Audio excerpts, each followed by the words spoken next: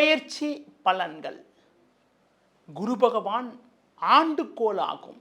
அந்த ஆண்டுக்கோளான குரு பகவான் திருக்கணித சித்தாந்தப்படி வருகின்ற 2/6/2026 அதிகாலை 1:50 மணிக்கு மிதுன ராசியிலிருந்து கடக ராசிக்கு பெயர்ச்சியாகி 26/6/2027 முடிய திருக்கணித சித்தாந்தப்படியும் வாக்கிய சித்தாந்தப்படி வருகின்ற 26/5/2026 பகல் 11:07 மிதுன ராசியிலிருந்து கடக ராசிக்கு பெயர்ச்சியாகி 13/6/2027 முடிய கடக ராசியில் சஞ்சாரம் செய்ய இருக்கின்றனர். குரு பகவான் புதனுடைய வீடான மிதுன ராசியிலிருந்து தற்போது சந்திரனுடைய வீடான கடகராசிக்கு சென்று கடகராசியில் உச்சம் பெற்று அடுத்து 1 வருட காலத்திற்கு சஞ்சாரம் செய்ய இருப்பதால் தற்போது ஒவ்வொரு ராசிகளுக்கு ஏற்படக்கூடிய பலாபலன்களை தெள்ளத் தெளிவாக இனி பார்ப்போம்.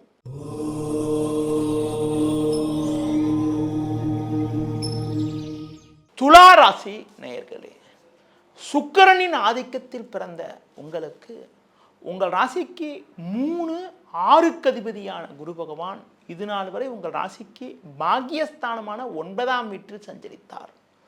தற்போது ஏற்பட இருக்கக்கூடிய குரு பெயர்ச்சியின் மூலமாக ஜூன் 2ஆம் தேதி முதல் குரு பகவான் உங்கள் ராசிக்கு தொழில் ஸ்தானமான 10ஆம் வீட்டில் உச்சம் பெற்று சஞ்சரிக்க இருக்கிறார்.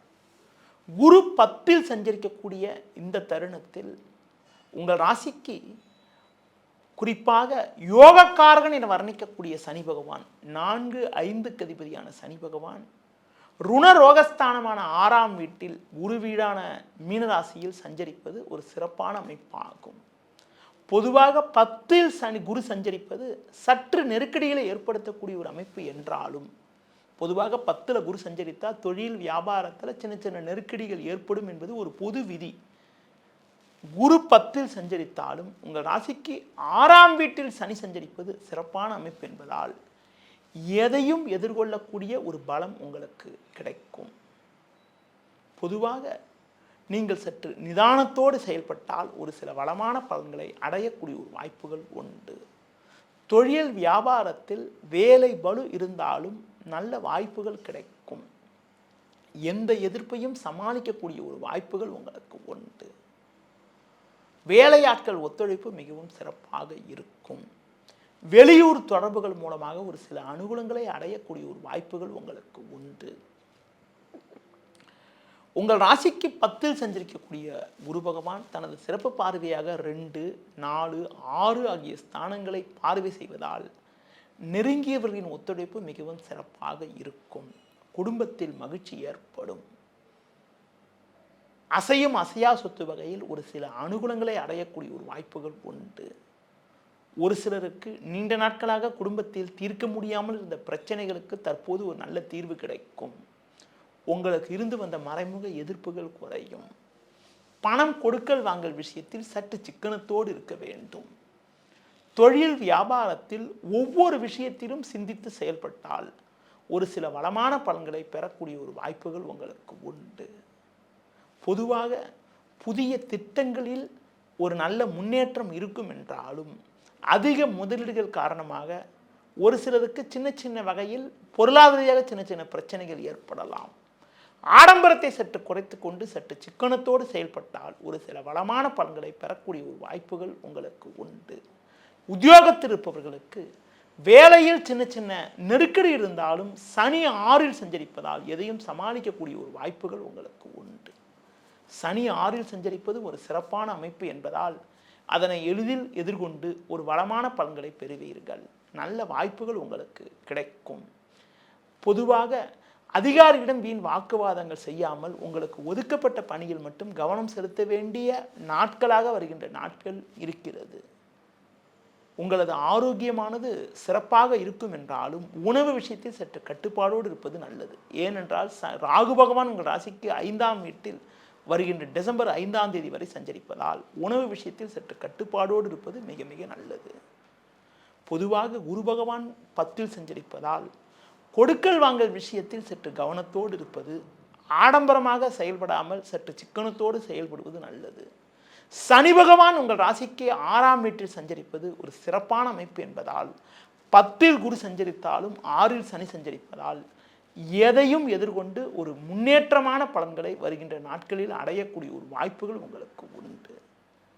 வருகின்ற டிசம்பர் 5ஆம் தேதிக்கு பிறகு ஏற்பட இருக்கக்கூடிய ராகு கேது பயிற்சியின் மூலமாக ராகு பகவான் உங்கள் ராசிக்கு 4ஆம் வீட்டிலும் கேது பகவான் உங்கள் ராசிக்கு 10ஆம் வீட்டிலும் சஞ்சரிக்க இருப்பதால் டிசம்பருக்கு பிறகு சின்ன சின்ன நெருக்கடிகள், தாய் வழியில் தேவையற்ற மனக்கவலைகள் இருப்பதை அனுபவிக்க இடையூறுகள் ஏற்படும் என்றாலும் சனியின் சாதக சஞ்சாரத்தால் எதையும் சமாளிக்க முடியும்.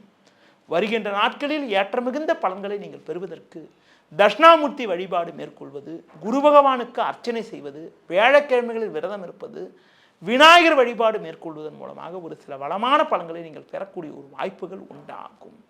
நேயர்களே, இதுவரை துலா ராசிக்கான குரு பெயர்ச்சி பலன்களை உங்களிடம் கூறினேன். மற்ற ராசிகளுக்கான குரு பெயர்ச்சி பலன்களை அறிந்து கொள்வதற்கு உங்களது ஆன்மீக யூடியூப் சேனலை பாருங்கள், ஆன்மீக டாக்கீஸ் சேனலை பாருங்கள். நன்றி, வணக்கம்.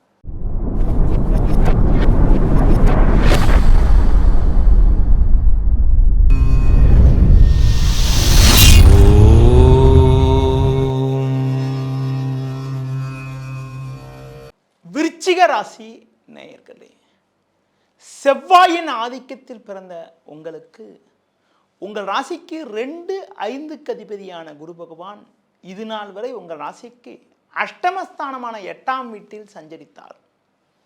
தற்போது ஏற்பட இருக்கக்கூடிய குரு பெயர்ச்சியின் மூலமாக குரு பகவான் உங்கள் ராசிக்கு பாக்கியஸ்தானமான 9ஆம் வீட்டில் உச்சம் பெற்று சஞ்சரிக்க உள்ளார். குரு அடுத்து 1 வருட காலத்திற்கு 9இல் உச்சம் பெற்று சஞ்சரிப்பது அற்புதமான அமைப்பாகும். நல்ல வாய்ப்புகள் உங்களுக்கு கிடைக்கும். நண்பர்கள் மூலமாக ஒரு சில வளமான பலன்களை பெறுவீர்கள். உங்களுக்கு இருக்கக்கூடிய பொருளாதார பிரச்சனைகள் தற்போது விலகும். கொடுத்த வாக்குறுதிகளை எளிதில் காப்பாற்றக்கூடிய ஒரு பலம் உண்டாகும். உங்களுக்கு இருக்கக்கூடிய கடன் பிரச்சனைகள் குறையும். பிறருக்கு தந்த வாக்குறுதிகளை எளிதில் நிறைவேற்றக்கூடிய ஒரு பலம் உண்டாகும். ஒருபுறம் குரு பகவான் 9இல் உச்சம் பெற்று சஞ்சரிப்பதும், ஒருபுறம் 5ஆம் வீட்டில் சனி சஞ்சரிப்பதும் சிறப்பான அமைப்பாகும்.